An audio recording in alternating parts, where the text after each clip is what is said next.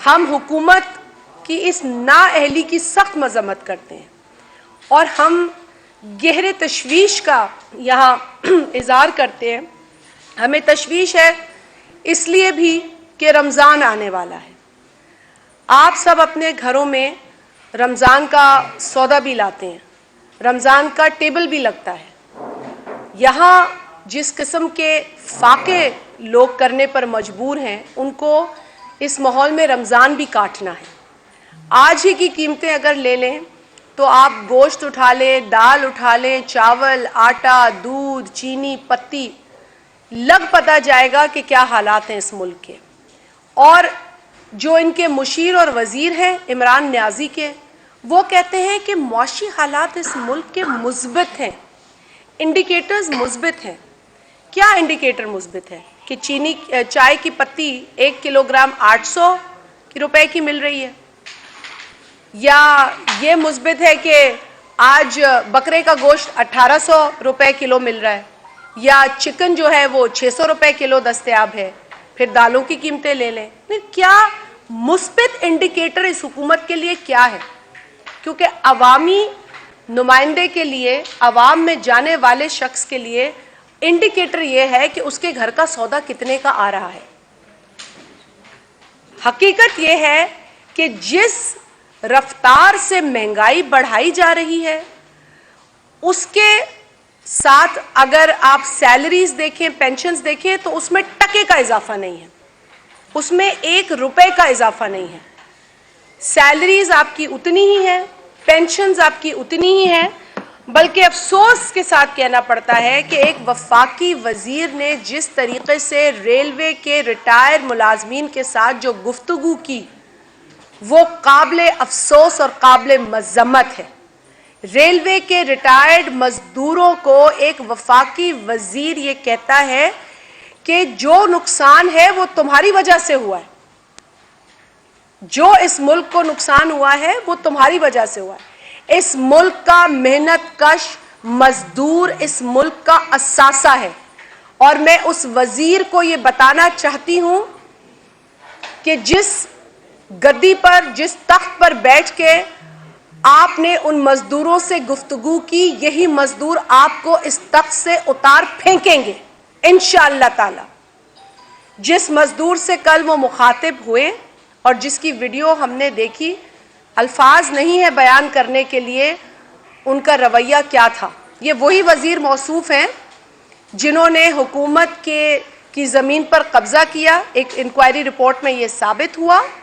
और ये वही वजीर मौसूफ हैं जिनके फार्म हाउस में एक गरीब की गाय चली गई तो इन्होंने उसको गिरफ्तार भी करवाया, और उसके बाद गिरफ्तारी पर जब शोर मचा तो वजीर आजम पाकिस्तान उस अफसर का दिफा करते रहे जिसने ये एक्शन लिया।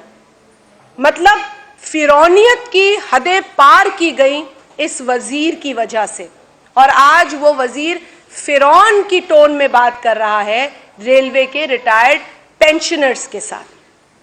इसकी भी हम मजम्मत करते हैं। जहां महंगाई की बात करते हैं वहां आप सैलरीज नहीं बढ़ा रहे, वहां आप पेंशनर्स को पेंशन नहीं दे रहे, बढ़ाना तो दूर की बात है। फिर आ जाएं कि जी ये सारी चीजें ये कर क्यों रहे हैं। IMF के आगे घुटने टेक चुकी है ये हुकूमत। IMF के साथ होने वाला जो इनका रीसेंट कम्युनिकेशन है वो सामने आया है, जिसमें इन्होंने उन आकाओं के सामने घुटने टेक दिए हैं। वो इमरान न्याजी जो ये कहा करते थे कि मैं खुदकुशी कर लूंगा, मैं खुदकुशी कर लूंगा लेकिन IMF के पास नहीं जाऊंगा।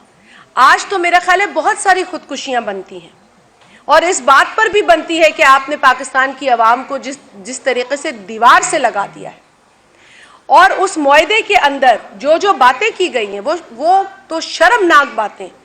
उसमें ये कहा गया है कि जी ग्रोथ रेट हमारा इस वक्त तो नेगेटिव है, हम 1.5% पर जाएंगे, और आपकी ख्वाहिशात और आपकी डिमांड्स और आपकी कंडीशंस के मुताबिक हम बिजली के टैरिफ में 5 रुपए का मजीद इजाफा करेंगे। हम उन तमाम शोबाजात में जहां हमने टैक्स को वेव किया यानी ख़त्म किया, जिसमें आपका हेल्थ सेक्टर आता है, जिसमें आपके तालीम का मेडिसिन आती हैं, तालीम आती है और फूड आइटम्स आते हैं। यहाँ जो हमने वेव किया था, मतलब हटाए थे पुराने टैक्सेस, वो हम आपकी ख्वाहिश के ऐन मुताबिक लगा देंगे। तो ये कंडीशंस है। इसके अलावा हम 3% कहते हैं कि जीडीपी में टैक्सेस का इजाफा करेंगे। पहले ही टैक्सेस में बहुत ज़्यादा इजाफा है। आज भी एफबीआर को जो आईएमएफ की तरफ से हुक्म जारी हुआ है कि 27% आप बढ़ाए जाएं, जिसके नतीजे में शायद 570 अरब रुपए का मजीद बोझ टैक्सेस का आवाम पे पड़ेगा। तो ये 3% इंक्रीज इन कहा था कि ये पीटीआई नहीं है, पीटीआईएमएफ है। पीटीआईएमएफ का बजट है, पीटीआईएमएफ की इकोनॉमी है, मईशत है। और आज आईएमएफ की पॉलिसी को मनोअन तस्लीम करते हुए इस हुकूमत ने जिस तरीके से घुटने टेके हैं, हमें इस मुल्क के लिए बहुत बड़ा खतरा नजर आ रहा है। और इसके अलावा जो इन्होंने कानून साजी करने की कोशिश की है, जिसे काबीना ने मंजूरी भी दे दी है कि स्टेट बैंक ऑफ पाकिस्तान अब डायरेक्टली रिपोर्ट करेगा आईएमएफ को। पाकिस्तान पीपल्स पार्टी के चेयरमैन जनाब बिलावल भुट्टो जरदारी साहब ने इस पर आपसे खिताब भी किया, आपके साथ अपनी कंसर्न्स शेयर की। जिस तरीके से स्टेट बैंक को हवाले किया जाएगा आईएमएफ के उसके अंदर हुकूमत पाकिस्तान की नुमाइंदगी ख़त्म की जाएगी, जो फाइनेंस के शोबे से होती है, डिपार्टमेंट से होती है। इसके अलावा इनके टेन्योर को जो गवर्नर हैं बढ़ाया जाएगा और उसके बाद एक्सटेंशन का भी प्रोविज़न रखा जाएगा। जो पॉलिसीज़ बनेंगी वो इंडिपेंडेंट पॉलिसीज़ होंगी, यानी कि हुकूमत पाकिस्तान का उसमें कोई रोल नहीं होगा। जो एक कुशन मिलता है हुकूमत को सैलरीज और पेंशन्स की पेमेंट के हवाले से, वो अब स्टेट बैंक की नहीं तरफ देख सकेंगे उस कुशन के लिए। और ऐसे बेशुमार प्रोविजंस इसमें डाले गए हैं जिससे कि टोटली स्टेट बैंक का ताल्लुक पाकिस्तान से ख़त्म हो जाएगा और वो डायरेक्ट एक झेली इदारा बन जाएगा आईएमएफ का। इसके अंदर जो एक बड़ी हैरत अंगेज बात है कि अकाउंटेबिलिटी से बरी ज़िम्मा, अकाउंटेबिलिटी से एग्जम्प्ट हो जाएगा स्टेट बैंक का गवर्नर, उसका डेप्यूटी, उसके बोर्ड ऑफ गवर्नर्स के जो अराकीन हैं।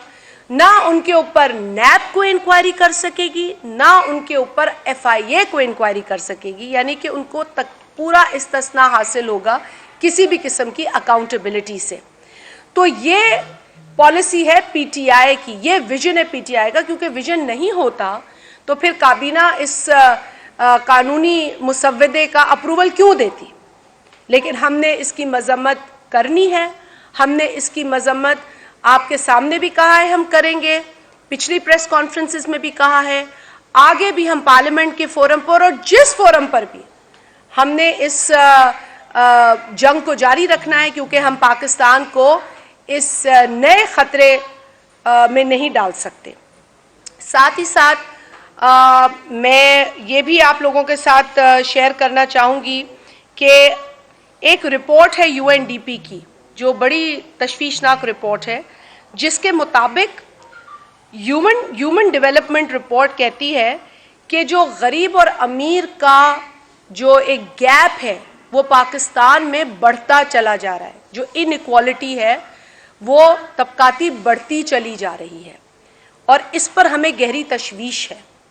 और इस पर गहरी तशवीश हमें इसलिए भी है कि हुक्मरान टोपियां बदल बदल के फैसले कर रहे हैं, लेकिन फैसले अवाम दुश्मन हैं। जो मैंने आपसे कहा कि 18.70% वीकली इन्फ्लेशन है, वो भी साउथ एशिया में सबसे ऊपर है। मतलब हम साउथ एशिया में वाहिद वो मुल्क हैं जहां इन्फ्लेशन इतनी ज़्यादा है और अब तबकाती तफरीक भी बहुत ज़्यादा है। बकौल इंटरनेशनल इदारों के, यूएनडीपी के, जो ह्यूमन डेवलपमेंट पर फोकस करता है। ये बहुत ही अफसोसनाक चीज़ें हैं जिस पर पाकिस्तान पीपल्स पार्टी तशवीश का भी इजहार करती है और पॉलिसीज़ के हवाले से मजम्मत भी करती है। एफबीआर पर आ जाते हैं। एफबीआर का इन्होंने हालिया फिर से चेयरमैन तब्दील कर दिया, एक जूनियर अफसर को लगा दिया। 22 ग्रेड की पोस्ट पर 21 ग्रेड के अफसर को लगाने का मकसद क्या था? सीनियर ग्रेड ऑफिसर्स को इग्नोर करने का जवाब क्या था? वहाँ पर एक सीमा शकील नामी खातून भी हैं 22 ग्रेड की अफसर, शायद वो भी काबिल नहीं थीं। ख़वातीन के हवाले से तो वैसे ही वज़ीर आज़म के जो तासुरात हैं वो खासे तशवीशनाक हैं। हालिया बयान में उन्होंने जिस तरीक़े से पाकिस्तान में बढ़ते हुए रेप केसेस को जोड़ा फहाशी और लिबास से, वो बहुत अफसोसनाक था। हमने इसकी मज़म्मत की भी है और आज फिर करते हैं। इमरान नियाज़ी ने जिस सोच का इजहार किया है हालिया दिनों में रेप केसेस के हवाले से, वो बहुत ही ज़्यादा अफसोसनाक और काबिल मज़म्मत है। न सिर्फ पाकिस्तान के अंदर रेप विक्टिम्स और उनके ख़ानदानों की दिल आज़ारी हुई है, बल्कि पाकिस्तान के अंदर हर जी शऊर और हर सोच रखने वाले शख्स को बहुत बुरी लगी है ये बात, हमें ठेस पहुंची है। और इसके बाद जो इंटरनेशनल लेवल पे हमारी रुसवाई हुई है, हमारे सिलेक्टेड वज़ीर आज़म तो हैं ही, वो तो रुसवाई अलग है ही अपनी जगह, बट उनके बयान को लेकर हर इंटरनेशनल जरीदे ने लिखा है, टेलीविज़न चैनल्स ने रिपोर्ट किया है और पाकिस्तान को बहुत रुसवाई हुई है, जिसकी हम मज़म्मत करते हैं। और हम इमरान नियाज़ी से और उनकी हुकूमत से ये मुतालबा करते हैं कि फौरी तौर पर इस बयान पर माफ़ी मांगी जाए, पूरी कौम से माफ़ी मांगी जाए, रेप विक्टिम से माफ़ी मांगी जाए, उन ख़ानदानों से माफ़ी मांगी जाए जिनके मासूम बच्चों को रेप किया जाता है। कोई बच्ची 3 साल की है, कोई बच्चा 4 साल का है, और अगर ये कह दिया जाए कि ये फहाशी की वजह से है या लिबास की वजह से है, तो इससे ज़्यादा घिनौनी सोच हो नहीं सकती। तो ये तो इनके तासुरात हैं पाकिस्तान में बैठे हुक्मरानों के, जिस पर हमें निहायत अफसोस है। इसके अलावा मैं ये भी आप लोगों के सामने रखना चाहूँगी कि पाकिस्तान पीपल्स पार्टी जो स्टूडेंट्स के साथ ज़्यादती हो रही है उसकी सख्त मज़म्मत करती है। ख़ास तौर पे बलूचिस्तान और जो फॉर्मर फाटा के इलाके हैं, वहाँ पर जिस तरीक़े से जो स्कॉलरशिप्स दी जाती थीं और जो बढ़ाने की कमिटमेंट थी, उससे भी एक पूरा यू टर्न लिया है इस हुकूमत ने। वो तमाम स्टूडेंट्स सरापाए एहतजाज हैं। पाकिस्तान पीपल्स पार्टी का वफद कल केपी में उन स्टूडेंट्स के साथ इजहार यकजहती के लिए गया। वहाँ पर एक स्टूडेंट बेहोश भी हुआ। इसके अलावा बलूचिस्तान में गुज़श्ता कई रोज़ से स्टूडेंट्स सरापाए एहतजाज हैं, अपने स्कॉलरशिप के मसले को लेकर हुकूमत से ये मुतालबा करते हैं कि फ़ौरी तौर पर स्टूडेंट्स के इस मसले को देखा जाए। पाकिस्तान पीपल्स पार्टी स्टूडेंट्स को इस मुल्क का, इस कौम का ऐसा असासा मानती है जिससे कि पाकिस्तान की तरक्की गारंटी की जा सके। अगर हम आज अपने बच्चों को अंधेरों में रखेंगे, अगर हम आज उनको डिसएनफ्रेंचाइज करके काट देंगे मेन स्ट्रीम से, तालीम के एतबार से बिलखसूस, तो फिर उनका मुस्तकबिल सिर्फ़ और सिर्फ अंधेरे में नज़र आएगा। और इसके लिए पाकिस्तान पीपल्स पार्टी के चेयरमैन जनाब बिलावल भुट्टो जरदारी साहब ने भी बयान के ज़रिए तशवीश का भी इजहार किया है, मज़म्मत भी की है और डिमांड भी की है इस हुकूमत से। पाकिस्तान पीपल्स पार्टी ने अपने दौरे हुकूमत में बिलखसूस जब एक डिक्टेटर के इख्तिताम के बाद हमें हुकूमत मिली, तो आप सब जानते हैं कि हमें किस किस्म का पाकिस्तान मिला। वो पाकिस्तान मिला जिसे बम के धमाके सुनाई देते थे, जो सिर्फ बारूद और गोली का एक माहौल देख रहा था। लेकिन हमने अमन बहाल किया, हमने वो फ़ज़ा कायम की जिसके ज़रिए पाकिस्तान में रहने वाले लोगों को इत्मीनान हुआ।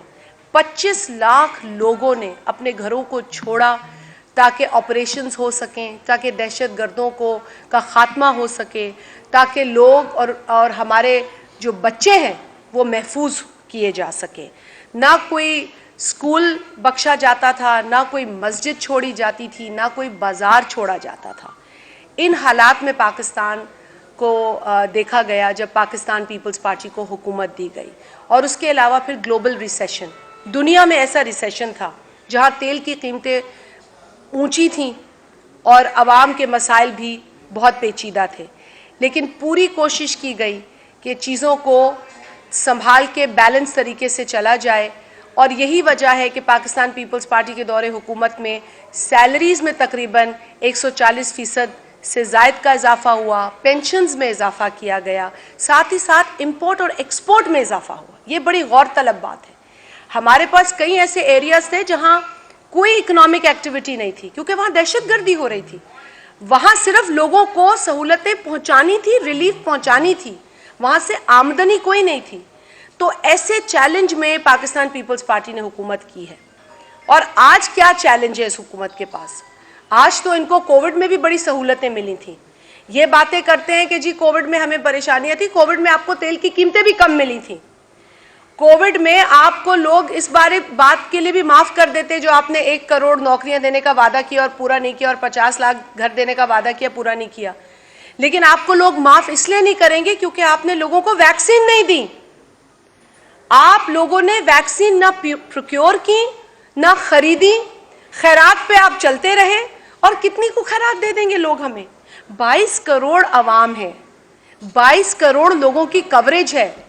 ये चंद 1 लाख लोगों के लिए जो खैरात है उससे पूरी नहीं होगी। हुकूमत कहाँ है? वो क्या रोल अदा कर रही है? मुफ्त वैक्सीन ऐसे ऐसे ममालिक में दिए जा रहे हैं जो अदरवाइज हमसे काफी चीजों में पीछे हैं, लेकिन वहां भी मुफ्त वैक्सीन दिए जा रहे हैं। आज अगर आप मुफ्त वैक्सीन नहीं दे सकते और प्राइवेट कंपनीज को वैक्सीन बेचने पड़ रहे हैं, तो कम से कम ये तो आप कर सकते हैं कि जो बराए नाम आपने हेल्थ कार्ड दिए हुए हैं उस पर ही मुफ्त वैक्सीन दे दें लोगों को, मुफ्त टेस्ट दे दें लोगों को, वो कवरेज ही आप कर दें कार्ड्स के ऊपर। अगर तो आप वाकईतन चाहते हैं कि पाकिस्तान की आवाम को कोविड में कोई रिलीफ मिले। हमें आज भी पता है कि ये वो रिलीफ नहीं देंगे, लेकिन हमारा काम है इस हुकूमत को झंझोड़ना, हम झंझोड़ते रहेंगे।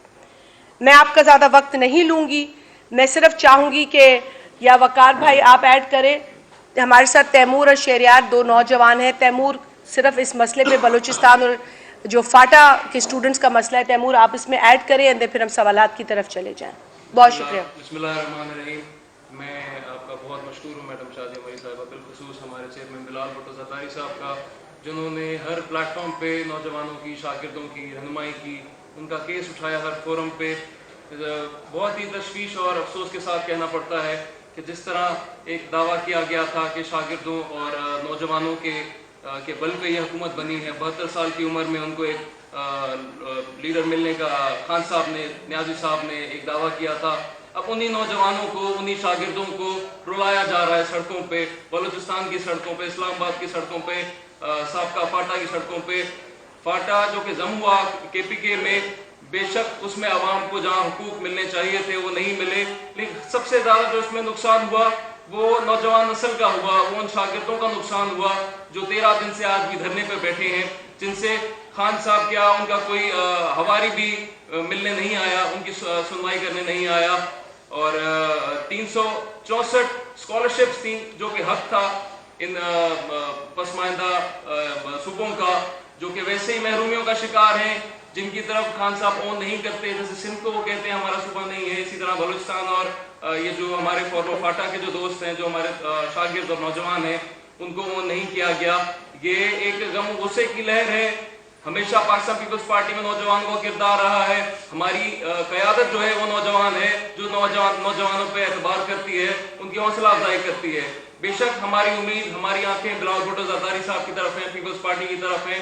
हमारे साथ सपाफ के इंफॉर्मेशन सेक्रेटरी शहरियार भगत साहब बैठे हैं।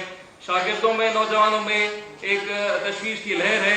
ये लहर अगर इस्लामाबाद की तरफ बढ़ेगी तो बेशक उनको नुकसान होगा, जो अपने आप को फिरौन समझते हैं। वक्त की फिरौनियत कायम नहीं रहती है। मैं आपका शुक्रगुजार हूँ।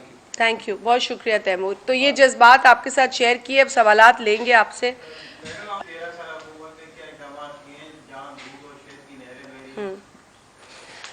भाई ये है कि हमने कभी दूध और शहद की नहरों का वादा नहीं किया। हमारे वादे बड़े सादे रहे हैं, और सबसे बड़ा वादा जो है वो इंसान की जो इंटेग्रिटी है उसको बहाल करना और मजबूत करना, बतदरीज पाकिस्तान के अंदर डिक्टेटरशिप ने लोगों की जो उनकी इंटेग्रिटी है या उनका एतमाद है सिस्टम के ऊपर, उसको कमज़ोर किया। पाकिस्तान पीपल्स पार्टी ने उस एतमाद को बहाल किया, मजबूत किया। बिल्कुल पाकिस्तान पीपल्स पार्टी ने लोगों के साथ वो वादे किए जो हकीकत पसंद और हकीकत से जुड़े हुए वादे थे। सिंध के अंदर गुज़िश्ता कई बरसों से पीपल्स पार्टी जिस सिमत में काम कर रही है, वो उस सिमत पे आपको गौर करने की ज़रूरत है। हम आज भी कहते हैं कि महंगाई ने पाकिस्तान के चप्पे चप्पे में लोगों की कमर तोड़ दी है, और इस महंगाई की जो पॉलिसीज़ हैं वो सिर्फ वफाकी हुकूमत बनाती है। मैंने आपको दो हुकूमतों का, बिलखसूस पीपल्स पार्टी और पीटीआई का, ये फ़र्क बताया कि हमने उस वक्त चैलेंजेस का सामना किया जब दुनिया में ग्लोबल रिसेशन था, पाकिस्तान दहशतगर्दी की लपेट में था।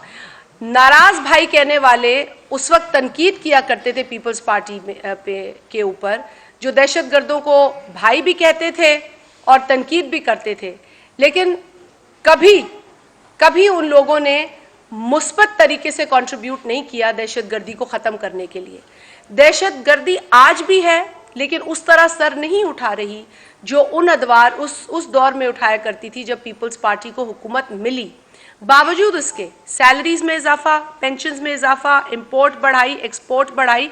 मैं मानती हूँ कि पाकिस्तान पीपल्स पार्टी को वो साजगार माहौल नहीं मिला जिससे कि इन्वेस्टमेंट्स में ज़्यादा इजाफा किया जा सके, लेकिन जिस चीज़ की बुनियाद रखी वो थी सूबों को मजबूत करना, जिस चीज़ की बुनियाद रखी वो था पार्लियामेंट को मजबूत करना, इस मुल्क में जमहूरी निज़ाम को मजबूत करना, ताकि जिस निज़ाम से अवाम की उम्मीदें जुड़ी हों वो अवाम कायम व दायम रहे और उनको डिलीवर करता रहे।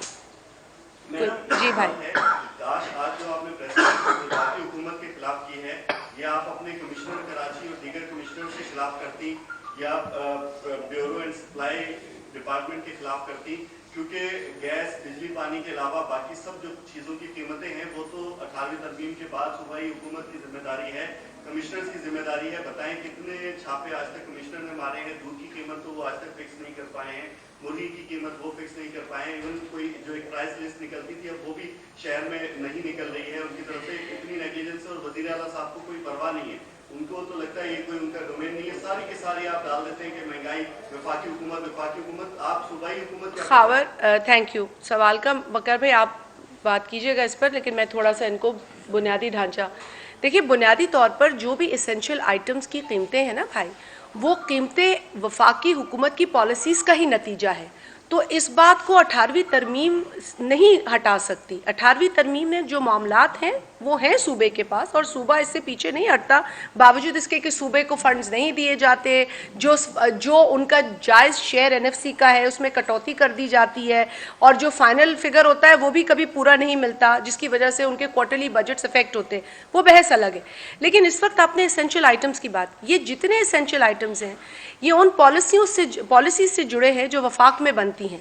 ये वो पॉलिसी है जिस तरीके से पिछले बरस 25 रुपए तेल की कीमत में एकदम इजाफा कर दिया गया। हम रोड पे चल रहे हैं और खबर मिली कि जी 25 रुपए पेट्रोल बढ़ गया। जो पेट्रोल दस्तयाब नहीं था उससे कबल, वो नायाब हो गया एक रात के बाद।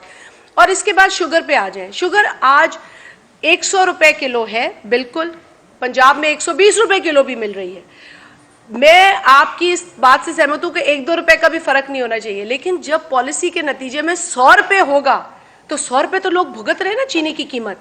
अब 100 से 102 रुपए कहीं नहीं बिकनी चाहिए अगर 100 रुपए है, लेकिन मैं तो एहतजाज 100 रुपए भी कर रही हूं कि 100 रुपए चीनी की कीमत नहीं होनी चाहिए उस मुल्क में जो खुद शुगर केन ग्रो करता है।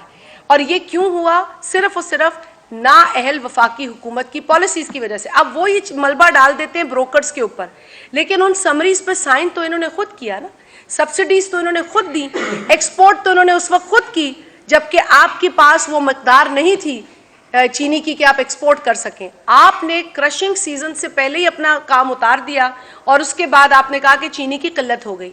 मसनूई किल्लत वफाकी हुकूमत ने क्रिएट की, प्राइसेस को ऊपर ले जाने में वफाकी हुकूमत की नाअहली थी। अब एक दूसरे को टोपियां पहना रहे हैं। ईसीसी में समरी कॉमर्स मिनिस्टर पास करता है, कैबिनेट में जाके वो कॉमर्स मिनिस्टर वजीर आजम हो जाता है, और फिर उनके मुशीर ये कहते फिरते हैं कि जी वो 2 टोपियां पहनते हैं। इस वक्त अगर किसी को टोपी पहनाई जा रही है तो वो आवाम को पहनाई जा रही है, और ये उनकी वफाकी पॉलिसीज का नतीजा है कि मुल्क में महंगाई बतदरीज बढ़ती चली जा रही है। आपने ऐड करना है, ये बता दें कि NA 249 वहां पर मिफ्ता इस्माइल कह रहे हैं कि मैं PDM का उम्मीदवार हूँ। पीपुल्स पार्टी अपनी PDM में शामिल है कि अलग हो चुकी है, यकीन आप कहेंगे कि कल फैसला होगा, ठीक है वो सब बातें हैं, लेकिन आप कहाँ स्टैंड कर रहे हैं इस वक्त? ये हल्का जो है वो PTI को आप इख्तलाफात की नजर होके वकार भाई आप इसका जवाब दें, फिर मैं कल की मीटिंग का मैं कर दूंगी, वकार भाई इस वक्त बताएंगे। पाकिस्तान पीपल्स पार्टी के उम्मीदवार कादिर खान मंदोखेल को वहाँ पे पीपल्स पार्टी पार्लियामेंटेरियन का टिकट दिया गया है, और मुफ्ता इस्माइल साहब के लिए PDM की जमातों ने कोई फैसला नहीं किया। इंडिविजुअल उनके फैसले हो सकते हैं, लेकिन बहैसियत PDM जमात कोई फैसला उनके हाथ में नहीं हुआ है। पाकिस्तान पीपल्स पार्टी खुद लड़ी है, लेकिन मैं तो मुफ्ता इस्माइल साहब की जमात से ये सवाल करना चाहता हूँ, कल तक तो वो असम्बलियों से इस्तीफे की बात कर रहे थे, आज उसी असम्बली में जाने के लिए इलेक्शन क्यों लड़ रहे हैं वो? कल तो जोरों शोर से वो ये बातें कर रहे थे कि पाकिस्तान पीपल्स पार्टी इस्तीफे नहीं दे रही, तो इसलिए लॉन्ग मार्च नहीं किया गया। जबकि पाकिस्तान पीपल्स पार्टी की तैयारी लॉन्ग मार्च की सबसे ज्यादा थी, और पूरे सूबे सिंध ने जिस तरह तैयारी की थी, और पंजाब में हमारी तैयारी थी, उनकी तो कोई तैयारी नहीं थी। तो पाकिस्तान पीपल्स पार्टी वहाँ इलेक्शन लड़ रही है, और वहाँ पे जो प्रोग्रेसिव कुव्वतें हैं, अवाम है, वो पाकिस्तान पीपल्स पार्टी के साथ। आप जाइए जरा उस हल्के के अंदर और जाके सर्वे कीजिए, इस वक्त पाकिस्तान पीपल्स पार्टी के कैंडिडेट को जो रिस्पॉन्स मिल रहा है वो देखने काबिल है। मैं यहाँ बैठ के बातें करूँ, लेकिन आप प्रैक्टिकली जाके वहाँ देखें, पाकिस्तान पीपल्स पार्टी ने 100 से ज़्यादा कॉर्नर मीटिंग सब तक मुनक़िद की हैं वहाँ पे, और जिस तरह से PTI के वफाकी वज़रा और रुकने पार्लियामेंट वहाँ जाके दौरे कर रहे हैं, जिस तरह से वहाँ पे वो वहाँ पे नवाजिशात कर रहे हैं, जो वहाँ पे हल्के के अंदर नोटिस भी खैर उनको किया गया है, लेकिन वहाँ PTI के 2.5 साल पौने 3 साल तक फैसल वारदा साहब वहाँ पे MNA रहे, उन्हें तो कभी हल्के में शक्ल भी नहीं दिखाई अपनी। वहाँ की सूरत देखिए, करोड़ों रुपए का बजट, कल भी मैंने एक प्रेस कॉन्फ्रेंस में बात की थी, करोड़ों रुपए का बजट उनको मिला, कुछ नहीं किया गया। लेकिन मैं आपके असल सवाल का जवाब दूँ कि मुफ्ता इस्माइल साहब PDM के उम्मीदवार नहीं है, वो मुस्लिम लीग नून के उम्मीदवार जरूर हो सकते हैं। कोई जमातों ने जाती और फैसले किए होंगे, लेकिन PDM की सत्ता में सरदाई इजलास में उनके उम्मीदवार के तौर पर कोई फैसला नहीं हुआ। पाकिस्तान पीपल्स पार्टी खुद वहाँ इलेक्शन लड़ रही है, और इंशाल्लाह हम भरपूर तरीके से वहाँ मेहनत कर रहे हैं, कोशिश कर रहे हैं, और कामयाब भी होंगे। मैडम, मेरा सवाल आपसे, आपने इन्फ्लेशन से आज की प्रेस कॉन्फ्रेंस का जो है वो आगाज किया है। हमने मान लिया कि जो विफाकी पॉलिसीज हैं उसके तहत महंगाई जो है उसमें इजाफा हुआ है, इस वक्त चीनी 100 रुपए से ऊपर है। पर मैडम, ये जो नोटिफिकेशन निकाला जाता है सिंध हुकूमत की जानिब से, कमिश्नर ऑफिस से कम उसका तो लाज रखा जाए ना। 94 रुपए लीटर उसके अंदर दूध है, 120, 30, 40 जिसका जैसे मर्जी आ रहा है वो वैसे बेच रहा है। इसके अलावा हमने देखा कि बार बार कोरोना SOPs के हवाले से, हॉटस्पॉट के हवाले से नोटिफिकेशन निकाले जा रहे हैं, fake addresses, no follow on SOPs, कोई किसी किस्म का कोई इंतजाम देखने में नहीं आता, सिर्फ नोटिफिकेशन निकाले जा रहे हैं। इसके ऊपर देखिए, मैं सवाल का जवाब दूं इनका, इसमें जवाब एक कर लें, फिर SOPs के बाद 49 में भी जो है आज वहाँ पे इलेक्शन है होने वाली है, तो वहाँ पे भी जो है SOPs की बहुत धज्जियां उड़ाई जा रही है, वहीं पे भी कोई ऐसा में कोई नोटिस मिली क्या? देखिए जी, वहाँ कोड ऑफ कंडक्ट के तहत पाकिस्तान पीपल्स पार्टी तो अपनी इलेक्शन कैंपेन चला रही है, जो code of conduct election commission का, बाकी इलेक्शन कमीशन की जिम्मेदारी है। और जहाँ भी कोड ऑफ कंडक्ट और SOPs की बात है, मैं आपको अर्ज करूँ कि SOPs पे भरपूर उस पर जो है वो एक्शन किया जा रहा है, उसको अमल दरामद कराया जा रहा है। चीफ मिनिस्टर साहब ने मुसलसल कोरोना SOPs के हवाले से मीटिंग्स की हैं, और जो आपने बात की महंगाई की, उन्होंने कई दफ़ा नोटिस लिया। ये जो आपने बात की 94 रुपये दूध की लीटर की कीमत है, उस पर भी एक्शंस हुए, जुर्माने हुए, गिरफ्तारियां भी हुई हैं, जहाँ भी असिस्टेंट कमिश्नर्स ने जाके उनके खिलाफ जुर्माने किए मुख्तलिफ दुकानों पे।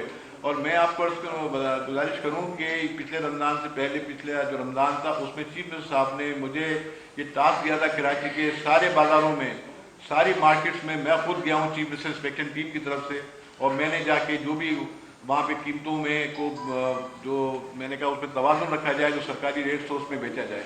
लेकिन ये चीज़ें मौजूद हैं, हम भरपूर कोशिश करते हैं, और हमारी हुकूमत की ये कोशिश होती है, जैसे शाजिया मरी साहबा ने कहा, और चीफ मिनिस्टर साहब इस पे डे टू डे इस पर नज़र भी रखते हैं, इस पर इंतजामिया से मीटिंग भी करते हैं लेकिन दूध की कीमतें बिल्कुल ज़्यादा कीमतों पे बेचा जा रहा है, उस पर इंशाल्लाह एक्शन उस पर नजर 50 लाख किया। लीटर कंजम्पशन है सरकार, 50 लाख लीटर कंजम्पशन है कराची में। जी जी उस जी जी उस पे 20 रुपए रोजाना किसी न किसी तरीके से बढ़ा दिए जाते हैं। जी जी उस पर बिल्कुल नजर है, और इंशाल्लाह ये जो ये महंगा दूध बेच रहे हैं उन पे एक्शन भी हुआ है, और मजीद हम इस पे जहाँ जो है एक्शन भी करेंगे। शाहज़ भाई साहब, अभी बात आपने की चेयरमैन एफबीआर हिना का पौधा, पर इसके बारे में का ओहदा होता है, वहाँ पर जूनियर अफसर को, एक चहीते अफसर को लगा दिया गया है। इससे एक इंतजामी गवर्नेंस, एक बेड गवर्नेंस की एक मिसाल होगी। ज़ाहिर 22वें ग्रेड के अफसर भी मौजूद है। दूसरा, PIA के जो मुलाजमीन हैं उनको इस्लामाबाद शिफ्ट किया जा रहा है, और PIA का एक हेड ऑफिस एक मतलब फिर कराची से इस्लामाबाद, जो कि कराची मुल्की फाइनेंशियल हब है, इस पर आप क्या कहेंगे? इन फैसलों को भी देखिए, बदतरीन गवर्नेंस की तो इन्होंने रिकॉर्ड तोड़ दिए, क्योंकि ये पे दर पे ऑर्डिनेंसेस ला रहे हैं।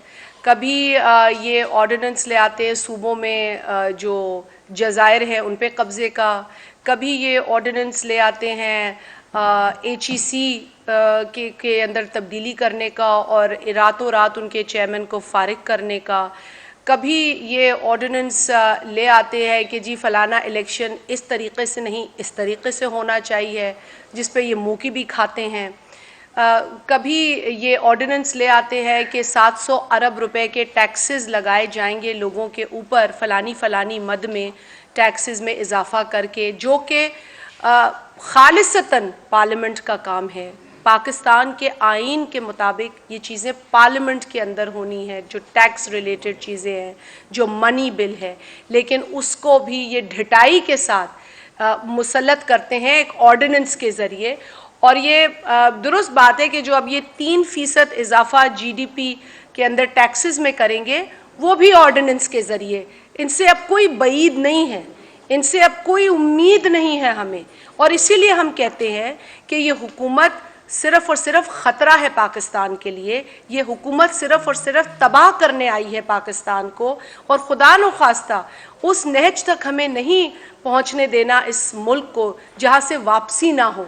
इसीलिए हम यही कोशिश करते हैं कि इनको रोज़ इनकी पॉलिसीज़ पर बात करें, इनको एक्सपोज करें, इनके ख़िलाफ़ जो बन पड़ता है करें, ताकि ये घर जाएं और आवाम को सुकून मिले। FBR में जिस तरीक़े से आपने पॉइंट किया, PIA के अंदर जो कुछ हो रहा है, बल्कि आपके तवस्सुत से ये भी मैं बताऊं कि PIA में जो ग्रेड 1 से लेके ग्रेड 4 के ऑफिसर्स हैं, जो मुलाजमीन हैं, उनकी तनख्वाहों में पिछले कई बरसों से इजाफा नहीं हुआ, और जो इनके CEO हैं उन्होंने अपने अलाउंसेस में 3 गुना इजाफा कर दिया है, 3 गुना इजाफा कर दिया है। तो इससे ज़्यादा बेशर्मी की कोई हद हो सकती है कि वो मुलाजमीन 2012-13 से उनके पास 1 रुपया नहीं बढ़ा उनकी तनख्वाहों में, और इस शख्स ने पिछले बरस ही अपने अलाउंसेस में इतना इजाफा किया है। तो इससे ज़्यादा ये UNDP जिस तरह की रिपोर्ट्स दे रही है ह्यूमन डेवलपमेंट पर, वो यही चीज़ें हैं कि एक तबका जिसके पास 1 रुपया नहीं बढ़ा, और एक वो अफसर जो एयर कंडीशन कमरों में बैठता है, सिर्फ उसका काम क्या है जहाज़ों में इधर से उधर जाना, वो गाड़ी भी शायद ना इस्तेमाल करता, और उसके अलाउंसेस में इतना इजाफा, ये ज्यादती है। इन चीज़ों पर वाक़तन मैं समझती हूँ कि ना सिर्फ इस हुकूमत को शर्म आनी चाहिए, बल्कि फौरी तौर पर अगर इस प्रेस कॉन्फ्रेंस में ही कोई है हुकूमत के अंदर सुनने वाला, अव्वल तो पता नहीं किसने कौन सी टोपी पहनी, हमें ये नहीं पता, लेकिन अगर कोई है सुनने वाला तो उसको ये PIA के लोगों की दाद रसी सुननी चाहिए, उनकी तकलीफ़ें देखनी चाहिए, और इस साथ में जो स्टील मिल के लोगों के साथ ज्यादती जुल्म हो रहा है वो देखना चाहिए। भाई आपका सवाल है पे अरबाब चाहिए। देखिए भाई, इसमें कुछ ख़बरें गर्दिश कर रही थी जहांगीर तरीन के हवाले से। इस वक्त तो जहांगीर तरीन के हवाले से अपनी जो हुकूमती कार्रवाई है वो चल रही है। अब ये हुकूमती कार्रवाई अगर एहतसाब की बुनियाद पर होती तो फिर तो हमें बहुत सारी चीज़ों में एहतसाब नज़र आता। हमें अकबर एस बाबर के हवाले से भी जो इंसाफ की उम्मीद लगा के बैठे हैं कई बरसों से, वो नज़र आती फॉरेन फंडिंग केसेस में, या ख़ुद PTI बता देती, ये तो कह चुकी है ना कि जी हम नहीं थे, 2 एजेंट थे। अब वो 2 एजेंट किसका काम कर रहे थे, वो जो सारी फॉरेन फंडिंग हो रही थी। इसके अलावा BRT का मामला है जो महज मेरा ख्याल है 22 अरब से शुरू हुआ था प्रोजेक्ट, आज 150 अरब से तजावुज़ कर गया है। इसके अलावा बहुत सारे ऐसे मालम जब्बा का केस है, ऐसे बहुत सारे केसेस हैं। तो एहतसाब अगर ये होता तो बहुत और फिर पेट्रोल स्कैंडल सिर्फ नदीम बाबर को हटा देने से मसले हल हो गए? उसके पीछे कौन लोग हैं, फैसले किसने किए, समरीज पे साइन किसने किए? जो हिंदुस्तान को आप शुगर और कॉटन जहां से ले रहे थे, उस ECC समरी पे साइन किसने किया? ये आप कभी कह देते हैं कॉमर्स मिनिस्टर की गलती थी, तो वजीर आजम ने, तो वजीर आजम ही तो कॉमर्स मिनिस्टर थे भाई। समरी पे साइन भी तो आप ही ने किया, कश्मीर का सौदा आपने किया, और आज आप पाकिस्तान का सौदा कर रहे हैं IMF के साथ। जी अरबाब साहब। ये पूरी दुनिया जानती है कि IMF आलमी जो है माफिया का सबसे बड़ा एक इदारा है, और हमारे वजीर आजम कह रहे हैं कि उन्होंने माफियाज पर हाथ डाला है। देखिए, अगर हम वजीर आजम की बातों को सीरियस लें तो मेरा ख्याल है कि आधी कौम जो है वो उसका हार्ट फेल हो जाए, क्योंकि ये कैफियत है इस शख्स की ज़हनी। तो इसको अब लोग भी मेरा ख्याल है कि 10 मरतबा सोचते हैं जब ये कोई बयान देता है कि इस बयान में क्या सदाकत है। जो शख्स ये कहता हो कि रात को पौधों में से ऑक्सीजन निकलता है, ये तो एक तालिब इल्म की एलिमेंट्री नॉलेज है कि कार्बन डाइऑक्साइड निकलता है भाई, ऑक्सीजन नहीं निकलता रात को पौधों में से। इस शख्स ने ये तक कहा है, इसी वजह से इसको क्लाइमेट की जो कॉन्फ्रेंस थी वहाँ नहीं बुलाया गया, क्योंकि इनको ये नहीं पता कि पौधों में से रात को ऑक्सीजन नहीं निकलता मेरे भाई, नहीं निकलता। इनको ये नहीं पता कि साल में 12 सीजन नहीं होते, 12 महीने होते। और इनको ये नहीं पता कि जर्मनी और जापान के बॉर्डर नहीं मिलते। तो कोई तो वजह होगी ना जो आपको नहीं बुलाते इंटरनेशनल फोरम्स पे। हालांकि हमें दुख होता है जब पाकिस्तान की नुमाइंदगी नहीं हो वहाँ पे, लेकिन एक तरह से अच्छा ही है वहाँ तजलील होने से, उससे बच जाते हैं हम लोग। बहुत शुक्रिया आप लोगों का, बहुत शुक्रिया।